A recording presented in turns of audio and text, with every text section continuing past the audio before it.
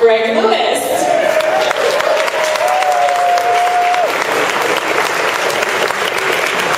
All right, we've gotten through the mishaps. Orlando and I discussed it, we flipped the coin.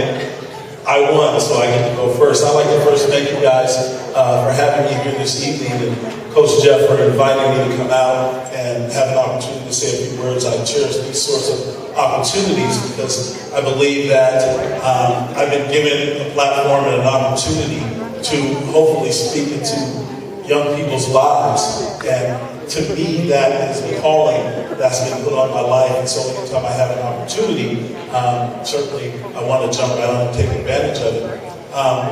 When Coach asked me to come out and speak and share some words, he told me that he's now coaching at Seattle Lutheran High School. And I didn't know they had a football program. So this was, new for me and exciting.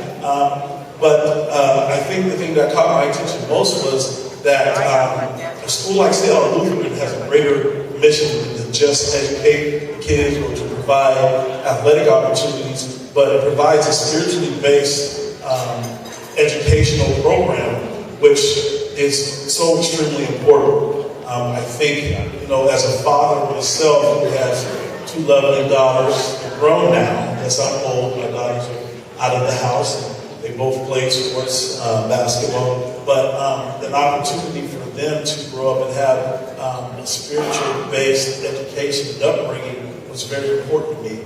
And so a school like this, I think, gives more than just, an education opportunity to play sports, but kind of an opportunity for young people to know that there's something far greater than just themselves. There's something far greater than just everyday life, but there's a purpose that each and every one of us has been ordained to have. And as I said, for me, I know God's given me a platform through football to be able to speak into young people's lives. So I thank you guys for the opportunity to share some words. He asked me to talk a little bit about what it meant to me to be a Christian athlete.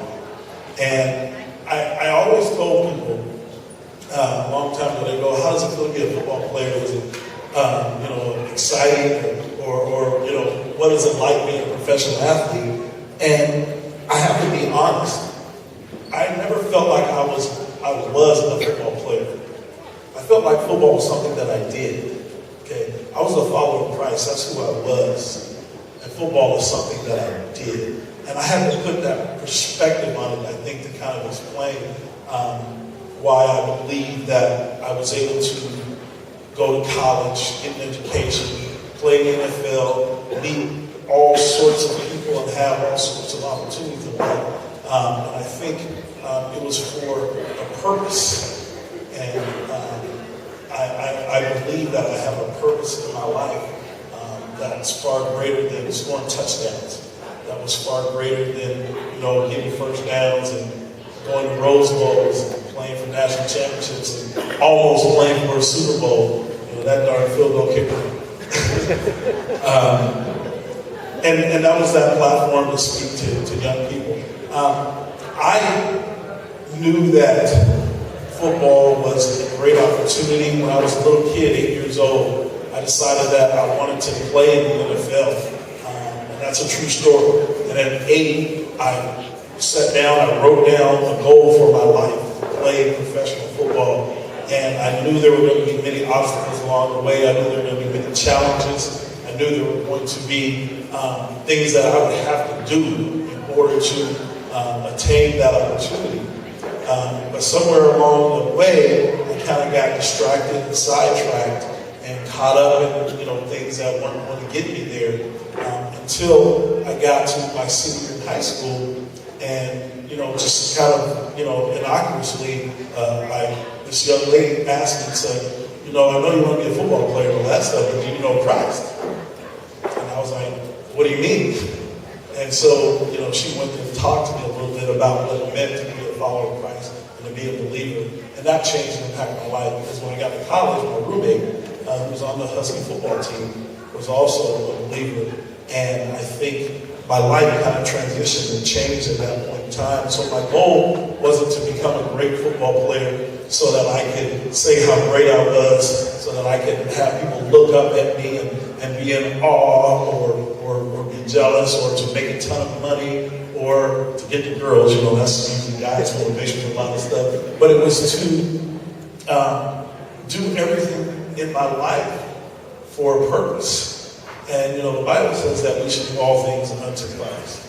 And that if we seek first the kingdom of God and His righteousness, He'll add all other things to us. And so that was became my purpose. And so from that point forward, everything I did, I wanted to honor God with my actions. I wanted to honor Him with my performance. So I was like, I'm not going to go to God and give Him 50% or 75% or give Him half of the effort.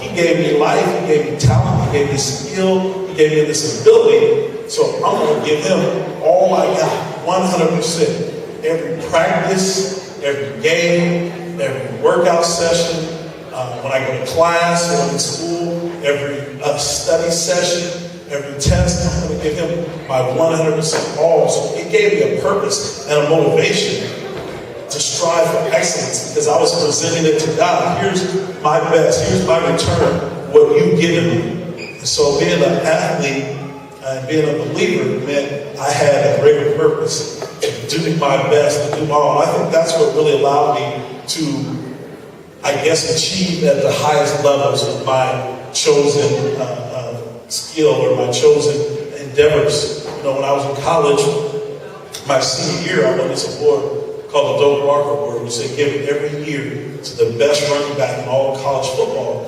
And I was kind of humbled and in awe, because I remember when I was a little kid playing football, because we all started, playing when we were little kids. I was never a running back. I was always an offensive lineman, blocking for the running backs. I played with this guy named Eric Metcalf, who played a lot of years in the NFL as a running back. And he was the running back. All he saw was my, rear end blocking for him all the time. Because I wasn't, in my opinion, necessarily that great of a running back, but I knew I wanted to be a football player, or whatever position that ended up being. But somehow I ended up being the top running back in all of college football and get drafted to go to the NFL. But I really believe that's because no one ever outworked me. No one ever put in as much effort or study time or any of that, because, as I said, I was presenting this back to my Creator as my gift back to Him for all the skill and talent that He gave me. And so that, I believe, is what allowed me to end up being the best, and that's what you want to call it, not in an arrogant way, but I felt like I didn't want to have to do anything.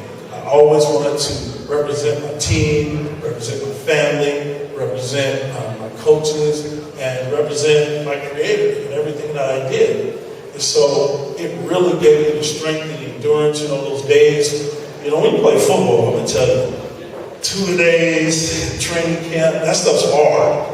I mean, real hard. Football will kind of tell you a lot about yourself. When it's cold, it's wet, or it's 100 degrees, and you're tired, and you're in the pads, and you're running into each other, and you're sore, you're injured, or you're hurt, and you're still playing, and you got to make it through. It'll tell you a lot about yourself. There are many days where you kind of feel like, man, I just want to coast through the day, and I just want to get through, or maybe not go as hard, or maybe take a day off. And I would come to those times, but I knew I had an inner strength and I had a purpose for why I needed to keep going, why I needed to keep persevering, why I needed to keep working. And those are the things that, again, that helped me get to the NFL and play, with the Denver Broncos. And, I remember coming into Denver as a rookie. I just come off a severe knee injury that I had in my next to last game as a Husky. I tore my ACL in my left knee. And didn't have reconstructive surgery at the time. I decided to just rehabilitate my knee and keep playing. And so I was coming off this injury, and there were other running backs there, there were guys in front of me, and so I was still rehabbing, and I wasn't the top guy anymore. I was kind of down the depth chart, and there were other guys who were playing a lot, and I was getting in here and there. And again, that purpose, that drive, that strength that I drew from my relationship with Christ is what got me to the place where by the end of the year, I was the starting guy. I was the main guy. I was able to play for several years without that ACL on my knee. And unfortunately, 2 knee injuries later, I had to retire after only 4 years in the NFL. But the thing that I certainly encourage any of the athletes out here tonight to know is that, again, football wasn't who I was. So when football was over, I didn't go into a shell. I didn't, feel woe is me and get sad or disappointed. It was just a transition. I can take that same effort and energy and strength and purpose and direct it into other things and be a success in other areas of my life because, again, everything I do, I want to be the best. I want to be the top person, the top guy, not for the sake of arrogance, but because I believe God has given me intelligence and drive. He's given me all these gifts, and I want to use them for His glory, for His purposes. And so I try not to ever sell Him short.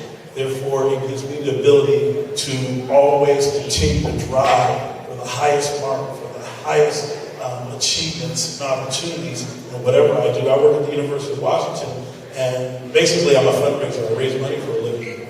And I want to be the best fundraiser. I want to raise the most money, of anyone on campus. Now, I raise money for student scholarships so that students who can't afford to go to UW can still come there because they deserve that education. And so it's good work, but again, I'm just presenting my gifts back. And a lot of the things that I've learned and skills that have been honed in my life have been because of football. Believe me, football is one of the greatest teachers that a young man can ever have in his life. It teaches him about endurance, about hard work, about overcoming, about hanging in there, about teamwork. All of those things are things that can be honed in a young person. And football changed my life. It gave me an opportunity to support my family and to go all over the world and do all sorts of things. But I'll tell you, I almost didn't get the opportunity. It almost was not. I don't know where my life would have been. Because when I first started playing football as a young kid, it was expensive to buy all that equipment and join the team. And, my mom had moved from Florida to Seattle with 2 kids and she was a single mom. And she couldn't afford to do all the things that we wanted to do. The first year I went out for football, I couldn't play because I couldn't afford a helmet. The second year I went out and I was able to scrape together everything except for that helmet again. And it came to that day where we were going to have to put on pads and you had to have all your equipment. And I saw the coach walking towards me with that same look he had looked at me the year before when he had to tell me I couldn't play because I didn't have the equipment. And, tears started welling in my eyes. I was an 8-year-old kid. And, my dream and goal and desire to play football was going to be taken away from me again.